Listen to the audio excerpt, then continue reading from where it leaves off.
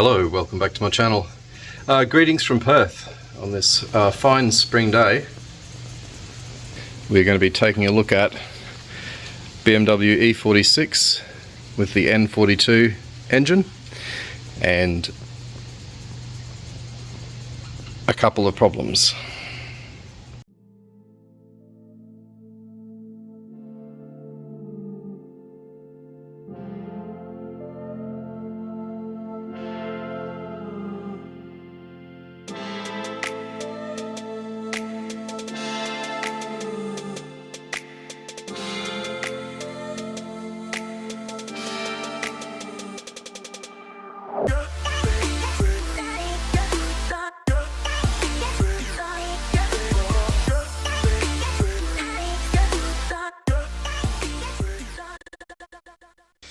Okay, so when we bought this car, it had a oil jug in the boot, and it certainly piqued my interest.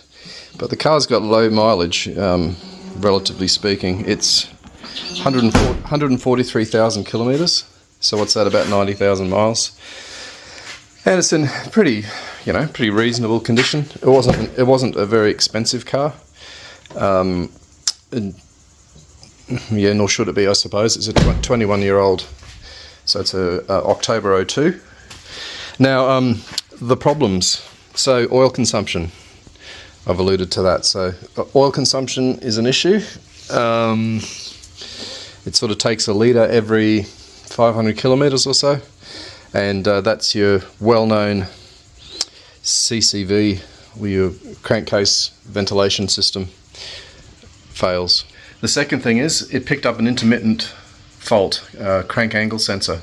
So that's a showstopper for the car, as in it will leave you stranded when it does that. And it's done it a couple of times. So in that situation, it's come back online after resting a little bit.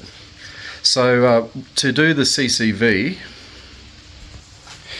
it's underneath the intake manifold on this side. So the CCV is at the back of the engine and under all the gubbins, and the crank angle sensor is also in the same position, so it makes sense to do both at once. So yeah, without any further ado, I'm going to crack on. Intake manifold has to come off, so airbox, obviously I've just started here, so this is going to be coming off soon, and I'll take you along for the ride. Okay, step one, taking the little push pin out of that, and that will just lift off. I'm also going to be taking the alternator out, so that'll be fun. Okay, my step number 2 is going to be getting the air, outside air kind of, what's it called? The cabin filter housing, let's call it that. Get that off. How easy is that to change a cabin air filter, eh? Alright, it's quite a nice one. So it looks like we've got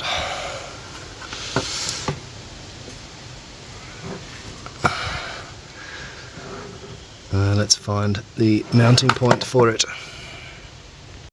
Okay, I'm going to do those Torx screws, and notice that one's missing. Someone's been here before, and this cable run is also disconnected from here.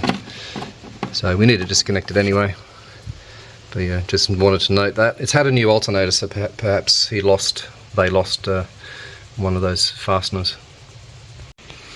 Okay, those Torx enable that to come out. That gives us better access for sure.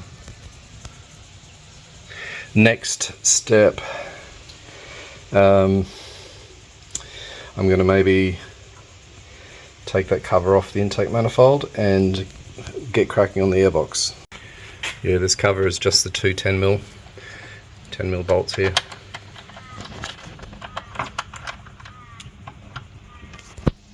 Oh, they're little nuts actually.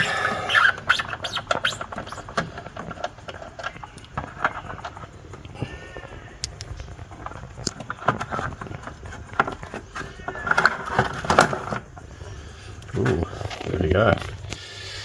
It's a fuel rail there, needs to come off too. Oh, there's Rosie. Hey Rosie. Alright, let's get the airbox off.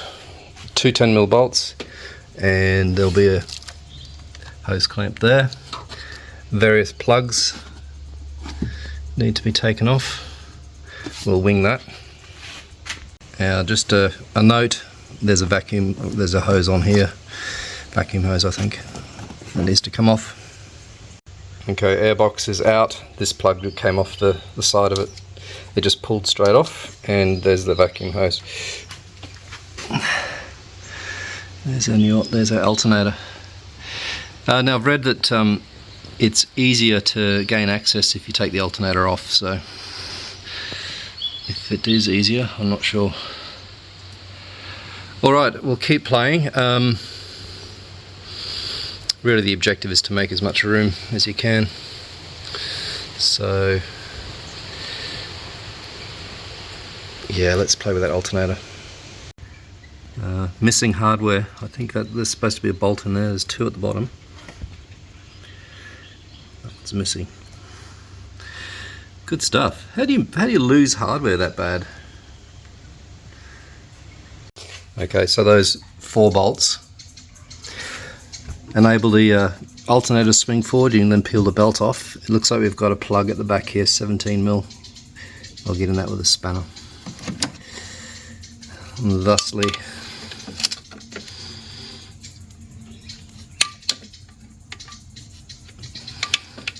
just gets the plug off the back by the looks. It's a pretty beefy cable. Alright, we'll pull the alternator after that.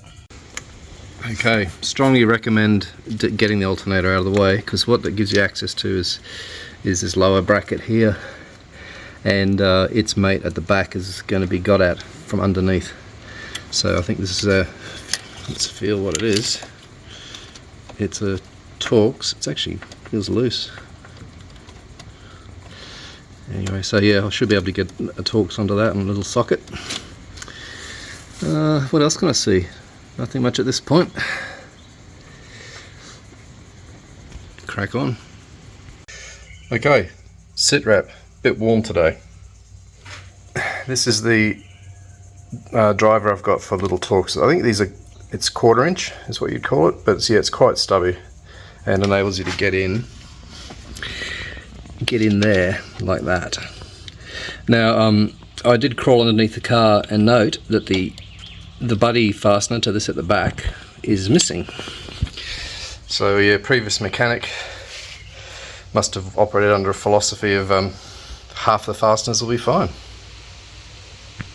Alright, moving on to manifold bolts. So there's a bolt either side of the inlet runner there, all the way along, so there'll be 8 of those. Okay, next big surprise for this job is missing hardware again. So that last runner right at the back is missing a 11mm nut. So I shouldn't be surprised, but there you go. Intake manifold leak question mark. Let's try and maybe free up some of this. So I'm going to take this cable off here with a 19mm, and hopefully it gives us a little bit better access. I did disconnect the battery at the back, so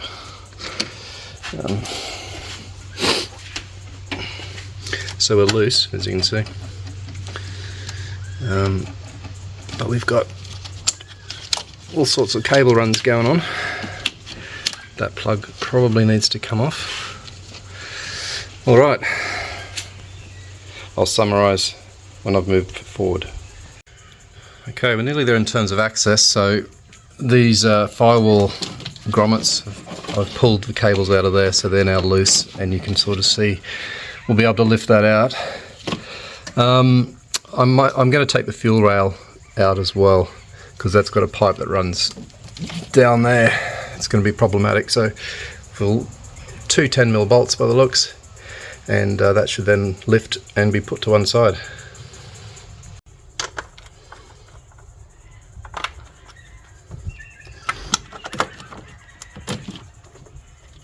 Believe it or not, there's 2 pieces of hardware there, not one. That's pretty amazing.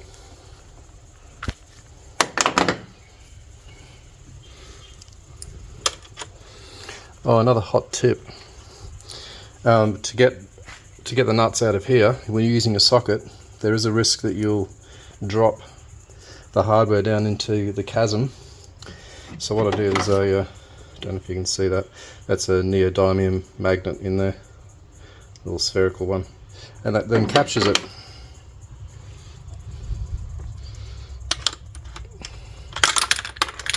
See, just like that.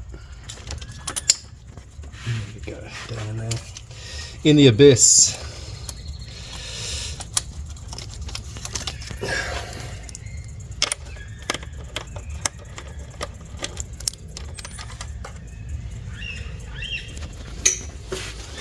And there's my son, he's home.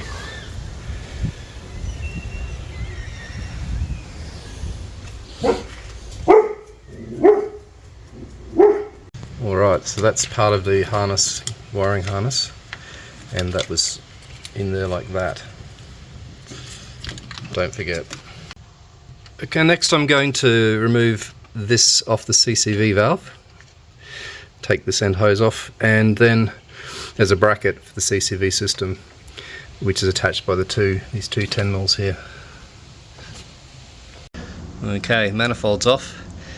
Got to protect those gaskets. They're like $40 each. So here we are, and this is the CCV system that was attached to the bottom of the manifold and also has all the wiring harness attached to it. So I'm going to take some time to see what we've got. I think that's the valve in there, and we'll get that apart, and also while we're in here try and find where the crank angle sensor is. I would say it's, was it down there?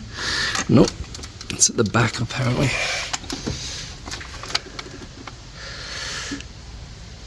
Anyways, we'll find it. It'll be here somewhere.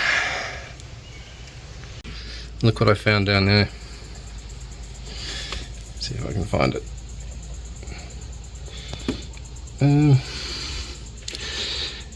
No, it's more in there. I'll put you out of your misery. I found some hardware off the manifold that's fallen down there, so I'll fish that out. Success! Full set of hardware for the manifold. And there's the crank sensor down there. There. Let's do that first. Alright, so it's come out. I don't know if this is the original. It's a Delphi part. So it might be on its second or third, or maybe more. Alright, so that was a 5mm Allen key holding that on. 5mm hex. Good. Put the other one in. Okay, so that's done. That was pretty straightforward, just a direct swap out. Now for the CCV, it attaches to this bracket, just sort of hinges on under it here. You can see the little hingy bits there. And this is the unit that has to be replaced, that valve. Alright, so yeah, we've just got some Torx here at the back of that, which I will proceed to undo. Alright, so we have the old CCV, and I did pull apart this part of it, which is a diaphragm and a spring, to see if there was any obvious failure. I do note that it's got a little elbow on there that has to come off, because the new one doesn't have the elbow. So let's get that together. Okay, CCV is in. That concludes the parts replacement. Now I just have to turn all of that into a running car again. What I want to do is I'll put a bit of aviation gasket on those inlet runners.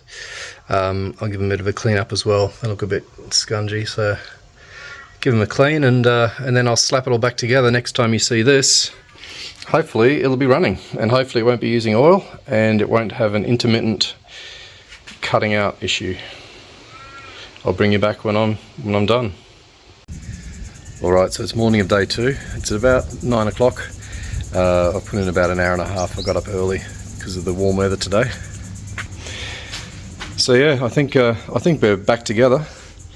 It wasn't particularly fiddly, but you get the pleasure of seeing if it worked. Hopefully keys are in it, yep. Okay, first trial start.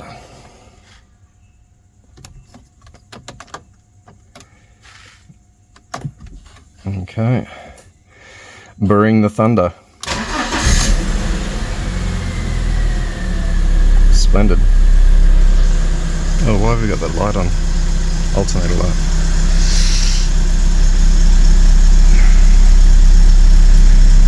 I'll have to check some plugs. Yeah, we good. Loose plug. That's a relief. I might take this bad boy for a test drive. Okay, made it back. Seems to be completely fine. I've run the scan tool on it, and there's no codes thrown, so that's a success. Just now helping him, getting the window to film off the back windscreen. But that's going to be it from me. See you on the next one.